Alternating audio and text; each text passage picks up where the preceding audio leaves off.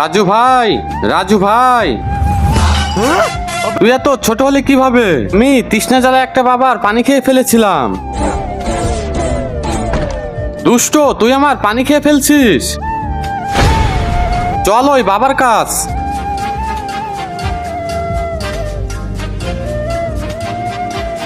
বাবা, আমার বন্ধুকে বড় করে দাও। করব না, যদি বেশি কথা বলিস তোকে ছোট করে দিব। বড় কর। বড় করব, কিন্তু তোকে পাশের নদী থেকে জল আনতে হবে।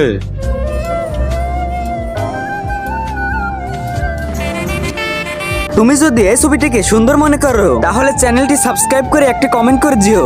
এই নদী থেকে পানি নিতে হলে তোকে তোর চোখ দিতে হবে। আমি আমার বন্ধুকে বাঁচানোর জন্য সবকিছু করতে পারি। ঠিক আছে, তুই আমার চোখ নে। বাবা, এই নে পানি, এখন আমার বন্ধুকে বড় কর। আরে, লাঠি দিয়ে যদি বন্ধু ভালো হয়ে যায় তাহলে পানি আনতে বললি কেন? দেখাচ্ছি, দাঁড়াও। এখন গুলি মারো। ওই নদীর পানি যে পান করবে সে অমর হয়ে যাবে। আমি এখন অমর হয়ে গেছি। আরে বুইরা, তাইলে তুই প্রথমে যাস নাই কেন? গেছিলাম, ও আমার কাছ থেকে চোখ চাইছে।